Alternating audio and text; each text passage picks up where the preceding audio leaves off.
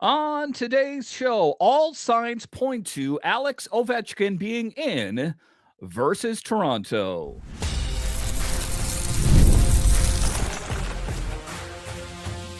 Your Locked On Capitals, your daily podcast on the Washington Capitals.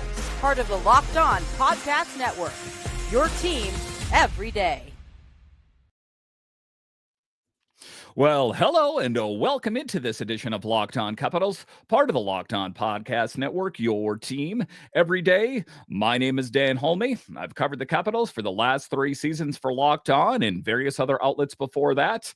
I'm also the host of the weekly show called The Capitals Minutecast, available wherever you find your podcasts.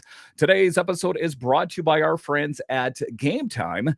Download the Game Time app, create an account, and use code LOCKEDONNHL for $20 off your first purchase. So in this edition of Locked On Capitals, we talk about the news that I think we've all been waiting for, is that Alex Ovechkin figures to be in the lineup as the Capitals take on the Maple Leafs on Saturday.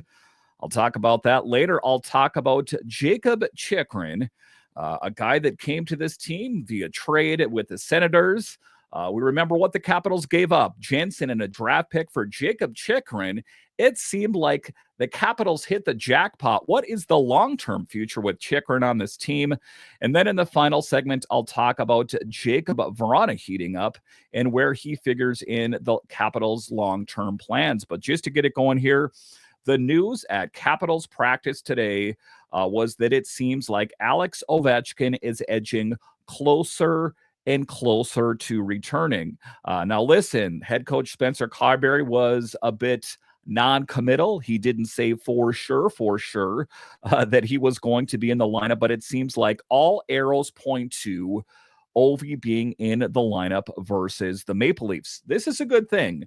You take a look at the Capitals, all things considered, have played rather well in his absence. Some bumps in the road here and there, most recently against the Bruins.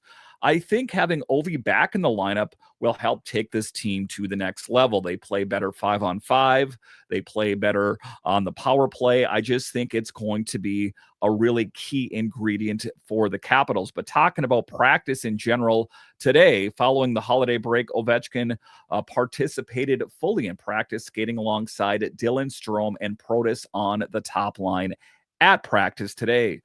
He also engaged in drills for the first power play unit, indicating a return to his familiar role. And of course, as no surprise, I don't think that anyone thought that Alex Ovechkin was going to come back and play on the third or fourth line. So for him to slot in on that top line, kind of like a comfortable pair of shoes, playing alongside Dylan Strome and Alexei Protas, only makes sense. And there was quite a bit of questions about what the lineup is going to look like. And I'll talk about that a little bit later in the segment, about the lines and the deep pairings. What is it going to look like now that things are, let's say, just a little bit more familiar with him in the lineup? Now, with Ovechkin's anticipated return, the forward lines have reverted to their November configurations. You take a look at it, Connor McMichael has reunited with PLD and Tom Wilson, while Taylor Radish has reunited to the fourth line alongside Brandon Duhaime and Nick Dowd. And of course, all of this is subject to change, but I would expect that this is what we're going to see in the lineup versus Toronto. And what are some of the things that we know is that Alex Ovechkin loves playing in Canada, in Toronto, and most notably against the Maple Leafs, that I would expect him to be full go unless, some unforeseen circumstance. Now, Lars Eller, of course, is another guy that has missed several games due to illness, also participated in practice centering the third line between Jakub Vrana and Andrew Mangiapane. Another interesting storyline to follow is that we saw Hendrik Slop here and Ivan Miroshnichenko be the extra skaters tonight. Now, one of those players will have to get reassigned back to Hershey. Will it be Lapierre? Will it be Miroshnichenko? If we want to recount their time, it just doesn't seem like Hendrik Lapierre is full go right now. It doesn't seem like he is the guy that we saw, let's say in training camp or with the Hershey Bears in the Calder Cup, where he won the MVP, the Jack Butterfield Award for Most Valuable Player. It doesn't seem like he is in quite the same space. And I think that one of the things that Hendrik Slop here is struggling with, and it's pretty common, I've seen it with Ovechkin, I've seen it in Mantha, many other players before, is confidence, not finding the back of the net. And I think that your confidence can be broken when you're not finding the back of the net. And it's not for a lack of opportunity. Hendrik Slop here has been given plenty of opportunity. He's just not making good on that. Now let's pivot over to Ivan Miroshnichenko, a guy that got called up when Ovechkin got injured. And all things considered, if I'm going to paint it with an extremely broad brush, has played rather well, has been in head coach Spencer Carberry's doghouse the last couple games. So which direction should they go in? I have kind of an outside of the box thought that who they should really get a good look at is Ethan Frank, lighting it up for the Hershey Bears, the fastest skater out there. I think it is a worthwhile look. Do I think the Capitals will do that? That's my take on it. That's what I would do. What do I think the Capitals will do? I guess it remains to be seen. There are pros and cons to Ivan Miroshnichenko and LaPierre. If I'm going to tilt the scales a little bit, of course, I'm going to say that it goes more towards Ivan Miroshnichenko, as we have seen glimpses of greatness from Hendrik Slop here, but overall has just really not found his stride. So the complete line combinations at Friday's practice were Ovi, Strome, and Protas on the top line. Again, Protas fits in wherever you need him. Originally slated to start the season on the third line, but we've seen him on the first line, the second line. It really doesn't matter. The kid is excelling wherever he plays.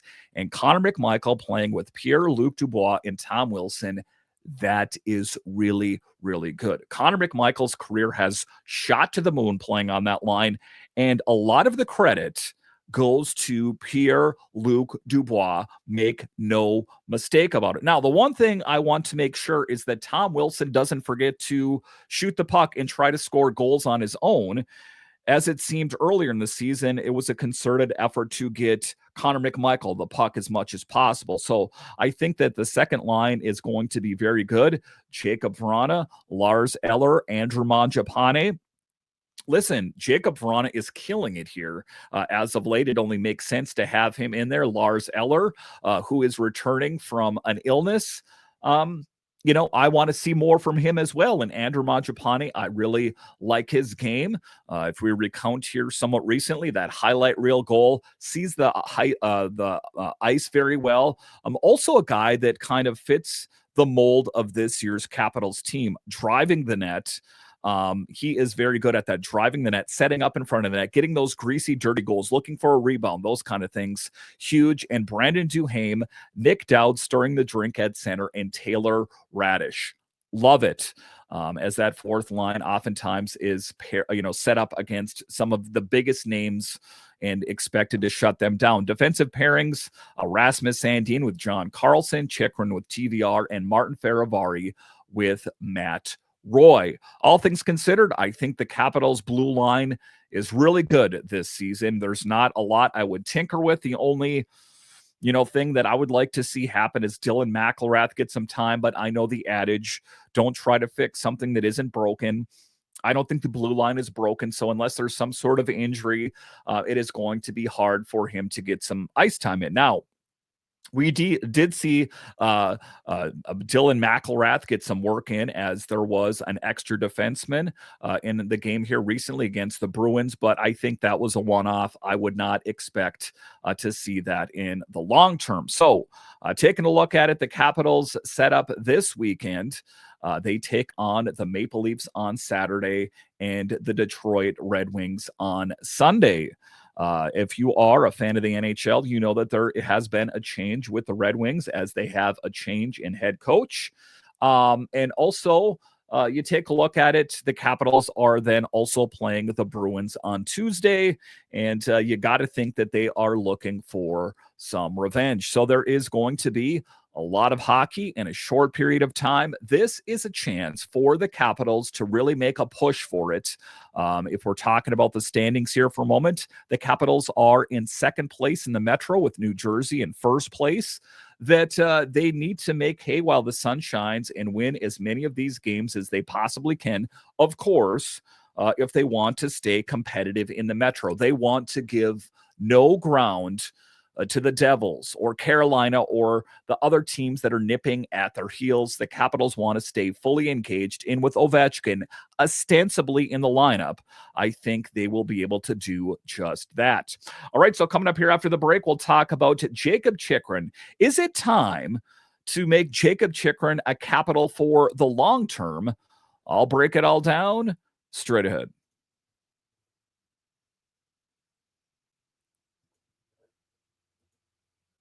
Today's episode is sponsored by Prize Picks. If you love sports, you're going to love Prize Picks, the best place to turn your sports knowledge into real money.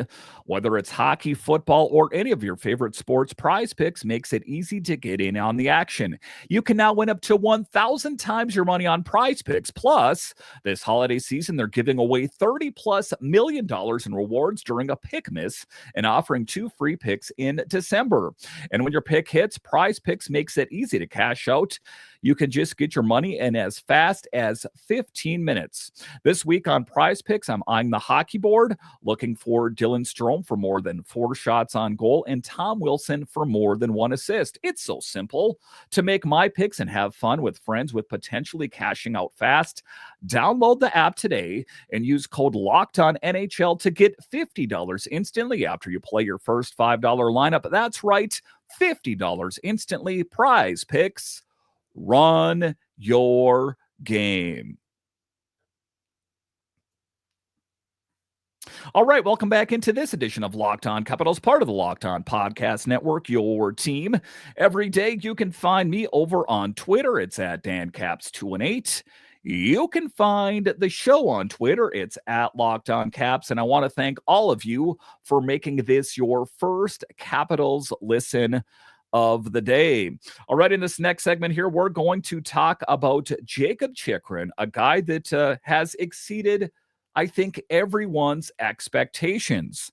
If you take a look at how he played with the Ottawa Senators, I've heard Locked On Senators, for example, they have their thoughts on Jakob Chychrun and what kind of player he is. And you take a look at it, I don't think that he was a perfect match. We talk about the trade that's, Jensen went to Ottawa. The Capitals got Jakob Chychrun, and all things considered, it seems like the deal is working out for both parties as Jensen is excelling in Ottawa as well. So win-win. There's a lot to love, but the thing that we need to consider here next is when do the Capitals need to push all their chips in on making Jakob Chychrun a Capital in the long term? I don't think I need to see anymore. And you know what I talked about off the start, to start the season, I said, I don't think the Capitals should be too thirsty to just say, I want you right now. I want to, you hear the guys that married the girl after a couple dates. You don't want to be that guy. The Capitals did not want to be that team that was just like, I'm all in. What is some of the things that we heard from BMAC and Chris Patrick as well is they wanted to see what kind of fit there is with Chychrun and the Capitals, and what are Chychrun's thoughts about playing in Washington. You got to think he's got to be pretty happy. So I think that at some point this season, I don't know when, I think sooner than later, if you're asking me, the Capitals should be all in on making Jakob Chychrun a Capital in the long term. So that's what we're talking about, the impact that Jakob Chychrun has had on our team since his arrival from Ottawa. Again, an absolute game changer. And, this move that took place this last summer, I'm talking about Chychrun and Roy, reminds me in a lot of ways of the Niskanen Orpik deal that the Capitals were looking to so many years ago, boost the blue line back then, and that was a game changer for the Capitals back then with Niskanen and Orpik. Same goes for this. Chychrun has taken the blue line and just pushed it up to another level, and it's helped out in a lot of regards on the blue line. If you think about it, John Carlson was the guy that was expected to carry the bulk of the mail night in and night out, and with stability around him. I'm talking Chychrun and Roy and Sandy and these kind of players that instead of playing 25 minutes a night, sometimes Karlsson has played as little as, I think here recently, 18 minutes. So I think that is more sustainable for John Karlsson and the Capitals. So you are getting the best of the best Karlsson. So it's interesting when you add these complementary pieces around just this anchor on the blue line like John Karlsson, it just makes your team that much better itself. So let's break down the trade itself. Like I talked about, the Capitals really shook things up by bringing in Chychrun. Now listen, the Capitals have been in on Chychrun for quite some time. They were in on him before he went to Ottawa. It just didn't work out. It's clear why he was such a hot commodity. His skills make him a sought-after asset on the ice, for sure. And that's what I'm talking about. I would not want him to get away. The hard part, of course, is how much he is going to get paid. So the performance, that's what it's all about. It's not about the name recognition. We all know that not every game has been a walk in the park. Take the two recent games, for example, here. And you take a look at Chychrun was on ice for staggering 22 shot attempts from the opposing team, while our guys managed just 2. That was against Carolina. So you take a look at it. It hasn't been all gravy for Chychrun, but all things considered, I think he has played well. Listen, these guys can't be perfect on every shift out there. And I think that all things considered, Chychrun has been great. So Chychrun was on the ice for a staggering 22 shot attempts. But what has he done in the other games? I don't want to, I wouldn't want someone to judge me based on one instance in my life. I would like to say, Dan, it's this guy based on all of these things that I know about him. Same thing goes for Chychrun. I think that all things considered has been really great. But, take a look at that. That was a tough game. But when he's firing on all cylinders, Chychrun's talent shines through. A two-way defenseman. We know he's a good defender, but that offensive flair is really what I love about his game. You take a look at him, he has emerged as our go-to defenseman when it comes to transitioning the puck out of the defensive zone, displaying the kind of poise that makes him a huge difference. And that is something that the Capitals haven't had in quite some time. And his offensive contributions have been huge. One of the most impressive aspects of Chychrun's game is his ability to carry the puck into the offensive zone. He's actually sitting second in the league, only behind Rasmus Sandin. So, killing it on a lot of different fronts with Sandin and Chychrun. And, you take a look at it once he's in the opponent's offensive zone is when we see his offensive prowess come to life. Operating just below the blue line, he has a knack for creating scoring opportunities thanks to his precise shooting and effective passes.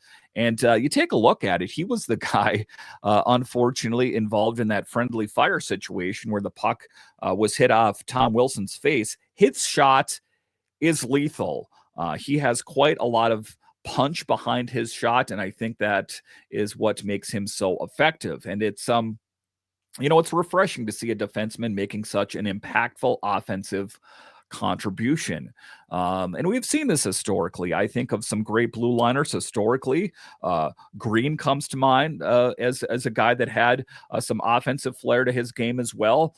That, you take a look at Chychrun, just exactly what the Capitals were looking for. And you take a look at his statistical performance, talk about his stats. Interestingly, a lot of Chychrun's points come from an area that's often considered less likely to yield goals. Shots from this zone usually convert as just 2% rate. So you take a look at it. He is a guy that can set up and get some of those dirty goals. That's what he excels at. Yet, thanks to his sharp shot selection, excellent game awareness, and a cannon of a shot, he ranks in the 86th percentile for shot speed. Chychrun has been defying the odds this season.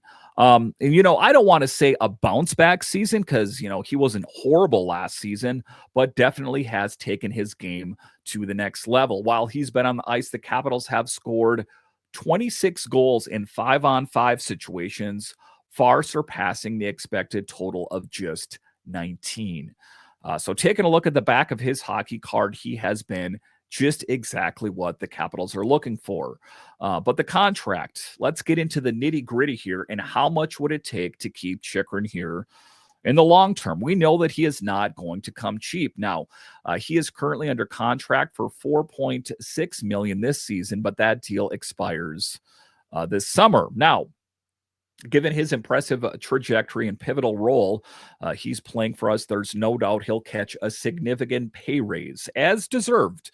I think that when you get those kind of results, you are deserving of a big payday. And if there's a guy on the blue line, I definitely think it's Chychrun. Now, I think it would be wise for the Capitals to consider extending his stay soon, as it could soon really benefit both him and the team moving forward. We don't want to get into a position where it's a bidding war, and there's going to be another team that has more money to outspend the Capitals, and there goes a really great talent. I don't think that's the case. My hunch is that he is going to be on this team for quite some time. I think that Chris Patrick, I think the Capitals, I think Spencer Carberry, Mitch Love, the players themselves, I think they like his game. I think he will be here in the long term. But I think it would be wise, like I said here, for them to get it done sooner than later. He has been a big building block on the blue line, like I talked about with Roy and Sandin's game really growing by leaps and bounds. Let's keep going with that. I don't think that the Capitals would want to part with that this offseason. I think that it would be wise for them to try to make him a Capital on a long-term basis. All right, so coming up here after the break, we'll talk about Jakub Vrana. A bit of an interesting season for a guy. Came to the team on a PTO, started well, kind of lost favor with Spencer Carberry, was given an opportunity and has killed it. What lies ahead for Jakub Vrana? I'll discuss straight ahead.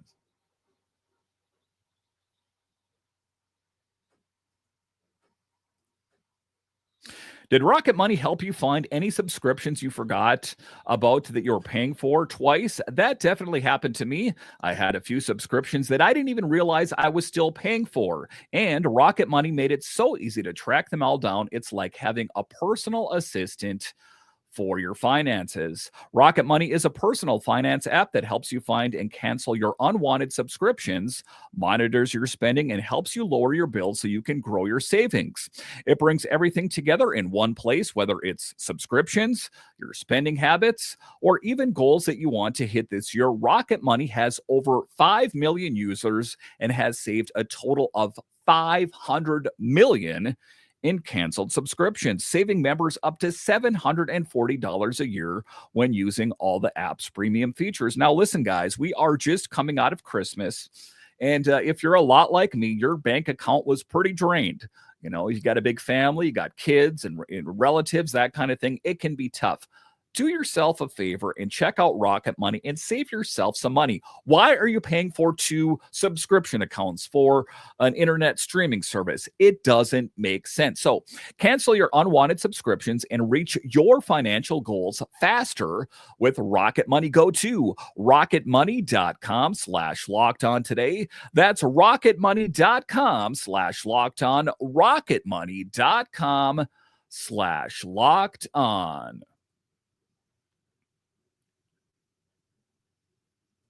All right, welcome back into this edition of Locked On Capitals, part of the Locked On Podcast Network, your team every day. Make sure and subscribe or follow me over on YouTube. That's the best way that you can help grow the channel. Make sure and like, subscribe, share the videos.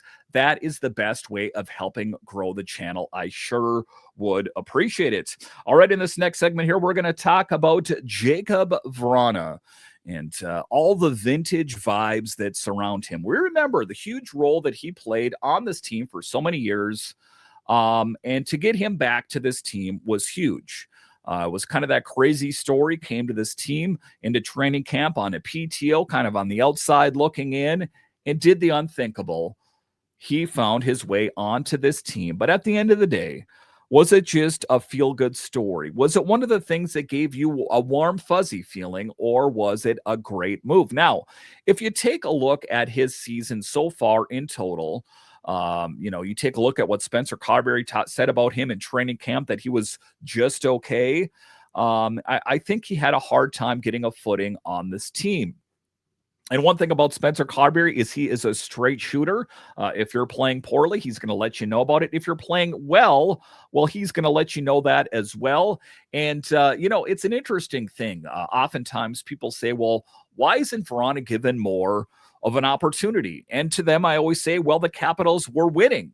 At one point, the best team in the NHL, best in the Eastern Conference, the best in the Metro Division. Why would you want to go and shake everything up? But then the Capitals had a couple stumbles here and there, and it was thought that why not give Ron another look? Hendrix Lapierre, like I said, off the top of the show, has not been the Hendrix Lapierre that we remember.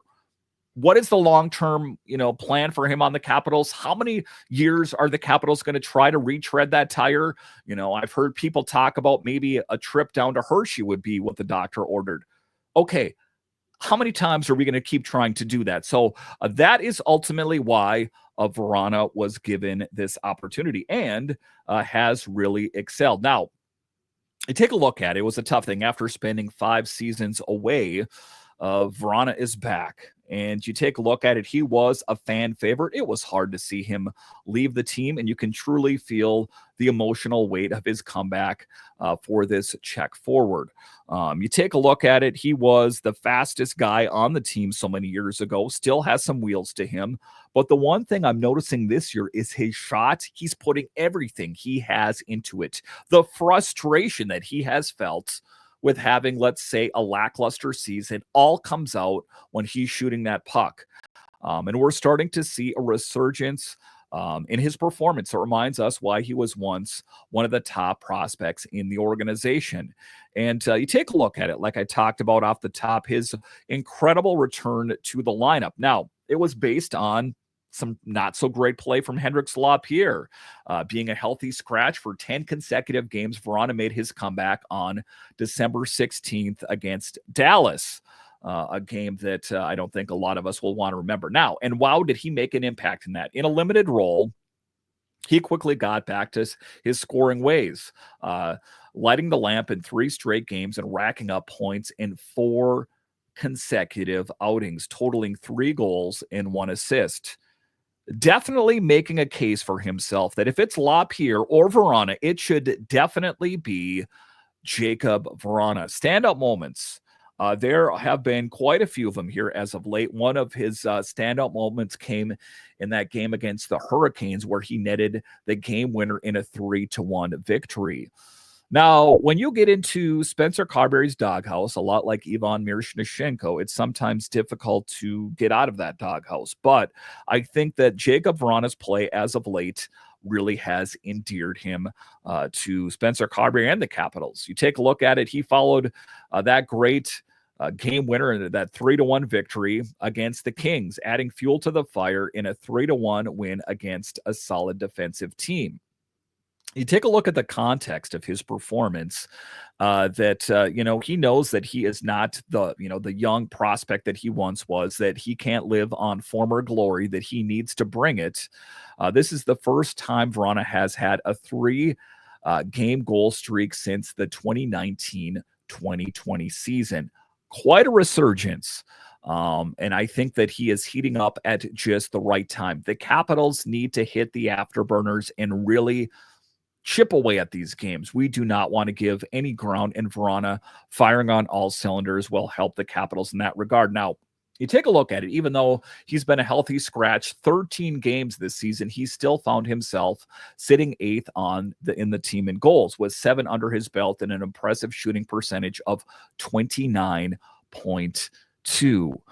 So quite impressive for Jakub Vrana. And, the thing of it is I think that he's playing for his NHL life. If this does not work for some reason on the Capitals, I don't know. I mean, I think that maybe he could be an AHLer, but I think that this was like a life preserver thrown to Jakub Vrana. Like, don't blow it, kid. This is your opportunity to shine. Now, you won't believe it, but he ranks 26 out of 390 forwards when it comes to effective, even strength offensive production, despite having lower ice time than many of his peers. And I think those are some of the things that Spencer Carberry has noticed. Now, Carberry, all things considered, has been vocal about his scoring ability, emphasizing just how crucial it is for him to stay in the lineup and continuing to contribute offensively. And that's what I was talking about. When you see him firing those shots on net and finding the back of the net, he is a man on a mission. But let's not forget, Carberry, in his somewhat tough love, has also pointed out that there's also room for improvement, especially on the defensive side of the puck. See, if you are going to be an effective player in the NHL, you have to be responsible with the puck and without the puck. And that is some of the things that he needs to work on. Now, taking a look down the football field, or down the ice, if you will, if Vrana can keep the momentum going for the remaining 48 games, we could see him hit the 23 goal mark this season. That would be quite something for a guy that came here on a professional tryout, not far off from his career best 25 goals in the 2019-2020 season. But what have you done for me lately? It is a league of what have you done for me lately. Let's not overlook his recent performance against the Bruins. If you remember, Vrana showcased his elite shooting prowess with a perfectly placed one-timer from the right circle during a power play. Fist pumping. He was just so pumped up. And he's one of the guys that it's infectious. When he plays well, I feel it at home. I could only imagine what it is like on the ice. And ultimately just really happy for the kid. And I say kid, being that, well, he's markedly younger than me, but I'm happy for him. But, the thing of it is I like to not to pick favorites. I don't like to say, hey, well, I'm glad this guy's doing good. I'm really pulling for him. I want the most qualified guy out on the ice. It's going to give the Capitals the best chance at winning games.